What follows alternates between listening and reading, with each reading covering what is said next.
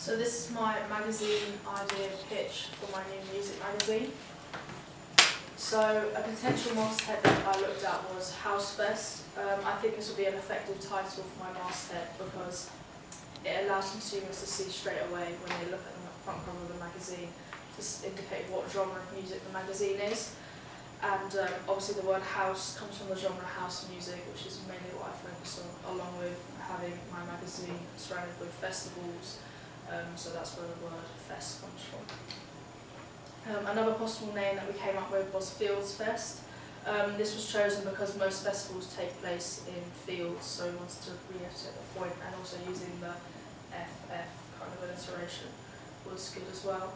And I'm going to have some examples of fonts that I could potentially use, and we also thought of using the O in the word house as a vinyl disc to again reiterate the genre of the magazine. Going on to the genre, and like I said, it would be a mixture of house music and festivals. Using house music as a genre is because it isn't, house music and festivals, because it isn't really on the market at the moment, especially festivals. So having that will give it, my magazine, a niche kind of look, which I also think is a unique selling point for my magazine. And also it's less mainstream than a DJ magazine, which is for my audience research, which is something that my audience wanted to see. And also because it really helps to target my target audience of 17 to 25-year-olds, who majority of them do listen to that kind of style of music. Purpose, content and target audience. So the main purpose of my magazine is to be informative. So I mainly wanted to talk about like news updates and like upcoming artists that consumers will want to listen to. And I would rather it be informative than more entertaining, due to my target audience being, some of them being older and more sophisticated about the music genre. So this also reflects the type of content I want in my magazine. But I think I do still need to have some entertainment purposes, such as like controversial articles or interviews with new artists. And going on to content, I want it to obviously surround upcoming festivals in the UK and around the world. So looking at like ticket sales, new artists, like festival destinations abroad, and also having like a contents page to help guide my readers around the magazine. And I want it to be of like a moderate journalistic style, so to fit with my target audience, as they have a high demographic and will probably be well educated. And then going on to my target audience, they're both male and females between the ages of 17 to 25, and demographic profiling of ABC1. This also indicates they'll have a steady income, which they probably will need if they're going to be going to festivals abroad, because plane tickets and festival tickets can be expensive. And the psychographic profiling of the magazine will be aspirers, strivers and explorers. This is because consumers over 21, like I said, will be able to purchase more expensive festival tickets, and younger audience members will be explorers, as they will be able to travel the world and attend new festivals.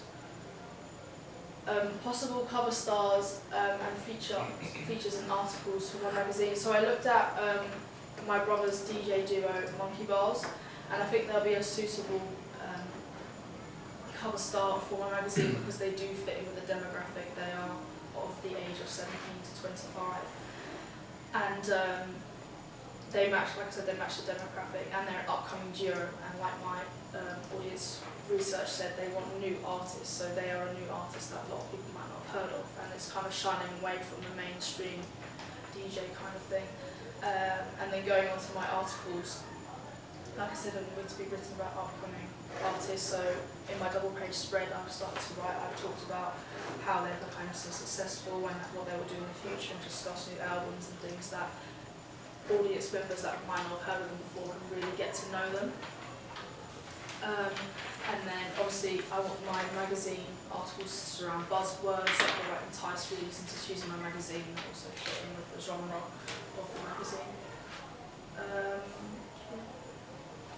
My magazine's unique selling point. So one of them is that although they do feature DJ articles, it does look at festivals in the UK and around the world, and like I said before, there isn't really a magazine that targets just festivals as well. So it kind of, like I said before, shines away from the fact that it's a mainstream magazine, and that can entice new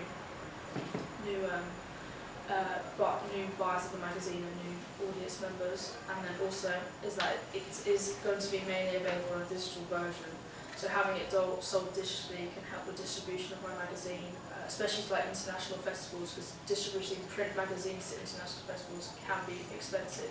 So we've looked into that, and also because I have a young target audience who are digital natives and will want to be on social media and online more than having a print version. And I found that out from my audience research from one of my surveys, and it looked at most younger audiences would rather read something online than having it in a print version.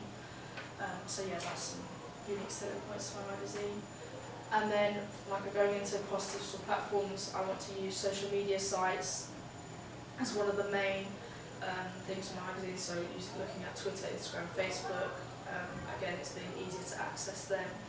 And most people who will be reading my magazine will have a social media account on one of these sites, so they'll be able to follow the account, and like I said before, they're digital natives, so it'll be effective.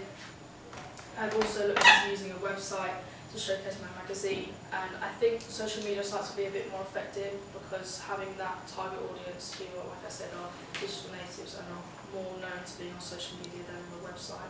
But having a website is good to showcase my magazine as well. And then lastly, some strengths and weaknesses to my campaign. So some strengths are that it will have a lot of digital versions available and have a lot of advertisement for the magazine, because it will be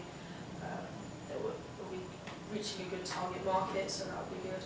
However, a weakness would be that some consumers may be able to find the content that I'm putting out online. So if it's for example, a new festival in a European country, and they might find out information about the festival, they might find out how to book and get booking rates on it from different websites.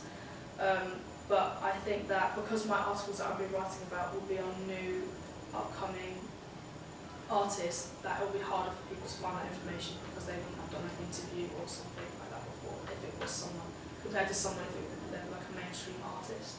And another weakness is that I won't make as much profit on print magazines if it's available in a digital version.